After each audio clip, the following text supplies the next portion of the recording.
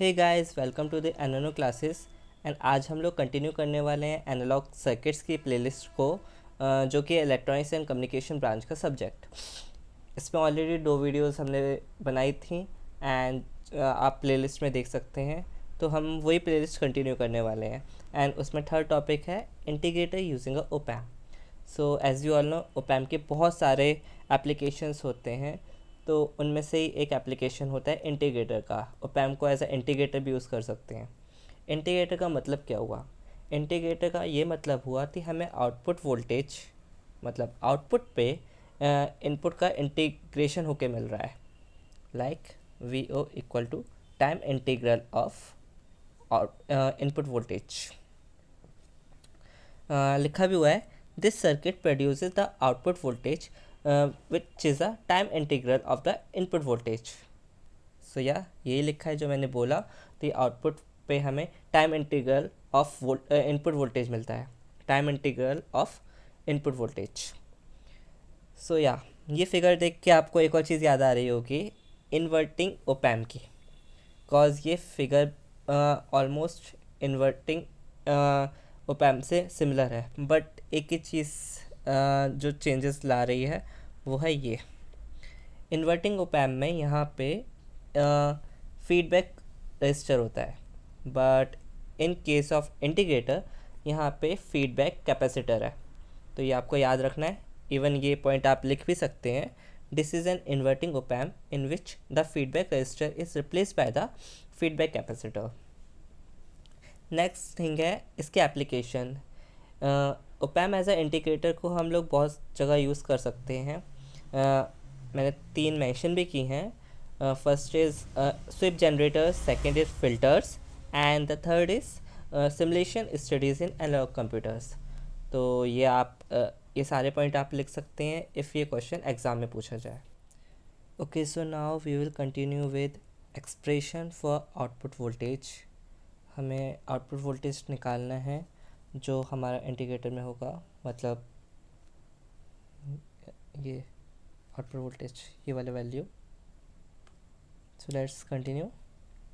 ये मैंने फिगर बना ली है विद प्रॉपर लेबलिंग।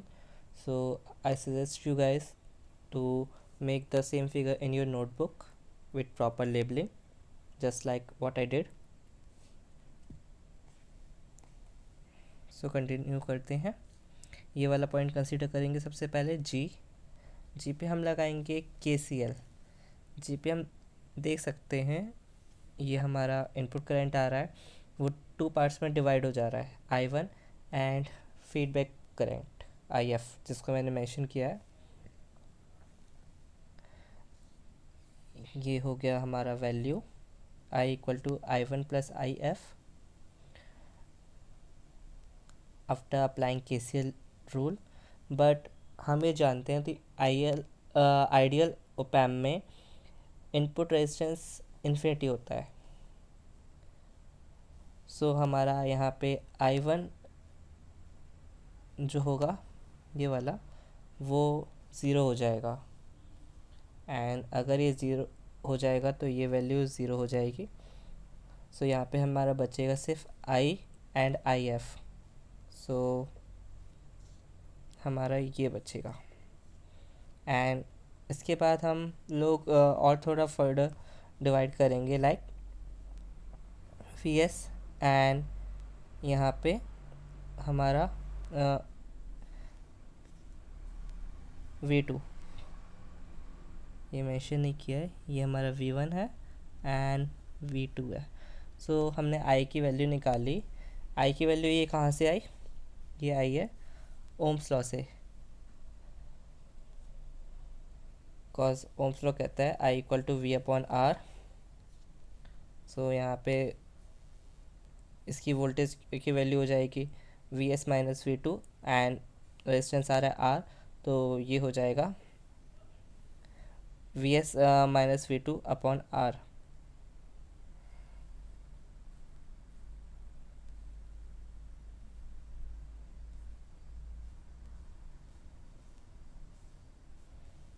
यहाँ पर एंड अगर हम लोग ये देखा जाए तो यहाँ पे ये D Q upon D T इसलिए आया क्योंकि करंट को हम लोग अगर डिफ्रेंशिएट करें तो D Q by D T आता है, इसलिए हमने इस वैल्यू में लिख लिया।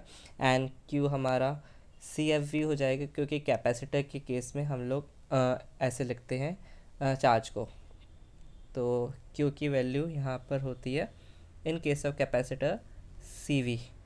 तो यहाँ पे कैपेसिटर हमारा फीडबैक कैपेसिटर है, इसलिए सी एफ वी लिखा है मैंने। इसके बाद हम लोग कंटिन्यू करेंगे। तो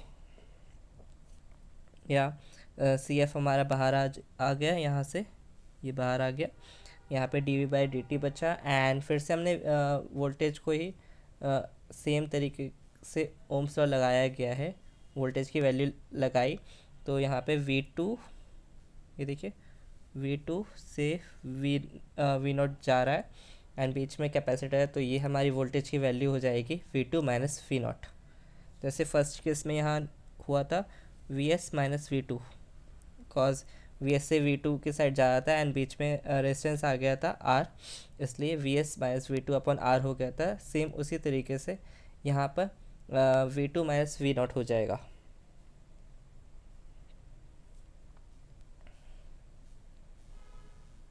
यहाँ पर आई होप यहाँ तक वैल्यू समझ में आ गई होंगी आपको। अब हमारा एक कॉन्सेप्ट होता है वर्चुअल ग्राउंड का। वर्चुअल ग्राउंड ये बोलता है कि हम अगर हमारा एक टर्मिनल ग्राउंडेड है तो सेकंड टर्मिनल वर्चुअल ग्राउंडेड हो जाएगा। जैसे यहाँ पे V1 ग्राउंडेड है, ज़ीरो है, तो हमारा V2 भी ज़ीरो हो जाएगा। सो हमारा V2 ज़ीरो हो जाएगा, तो V2 जहाँ जहाँ पे भी है हम उसकी वैल्यू ज़ीरो पुट कर देंगे। Like V S minus V two upon R है, तो हम लोग कर देंगे V S upon R, V two zero हो गया। सेम इधर C F T by D T, V two zero हो गया है, तो माइनस वी नॉट बचेगा सिर्फ यहाँ पे। देखिए वी टू ज़ीरो हो चुका है, तो ये वैल्यूज़ बची। एंड अब थोड़ा सा ट्रांसफ़र करेंगे वैल्यूज़ को। जैसे ये वाली वैल्यू हम यहाँ ले आए एंड नेगेटिव साइन भी यहाँ से यहाँ ले आए, तो ये हमारी वैल्यू आएगी। ये आप नोटबुक में सॉल्व कर सकते हैं, यही वैल्यू आने वाली है। एंड अब हमारे लिए टास्क हो गया, अगर वी नॉट चाहिए तो हमें ये डिफ्रेंशिएशन हटाना पड़ेगा, इसलिए हम इंटीग्रेशन कर देंगे दोनों साइड एंड उसकी लिमिट्स रख देंगे 0 से t। तो यहाँ इंटीग्रेशन किया, इंटीग्रेशन करेंगे तो यहाँ पे भी डी टी एक्स्ट्रा आता है, तो फिर डी टी से डी टी कट जाएगा एंड इधर आया इंटीग्रेशन, तो हमारा R C F and with minus sign बाहर आ जाएगा क्योंकि ये कांस्टेंट टर्म है। तो यहाँ पे अंदर बचा इंटीग्रेशन लिमिट 0 से t V S D T.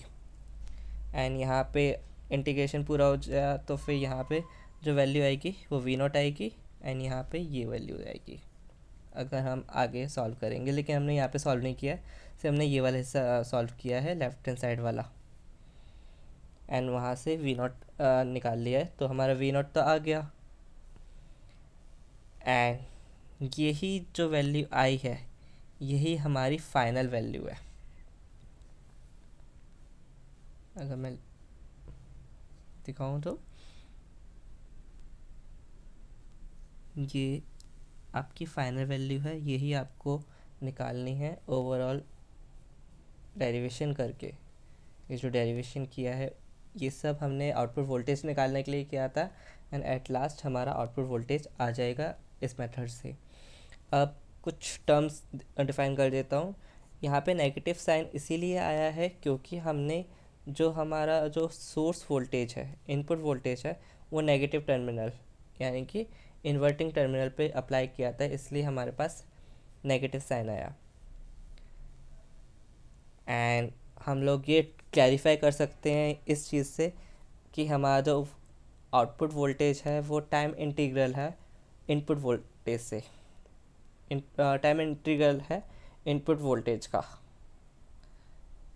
इसलिए वो डायरेक्टली प्रोपोर्शनल भी आया।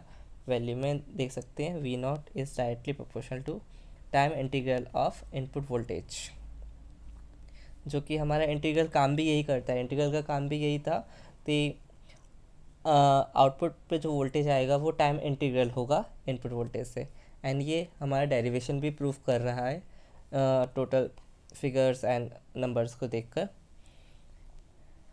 एंड इसमें जो हमारा -1/RCF आएगा वो हमारा कांस्टेंट वैल्यू है। तो that's all for today. I hope आपको समझ में आया होगा।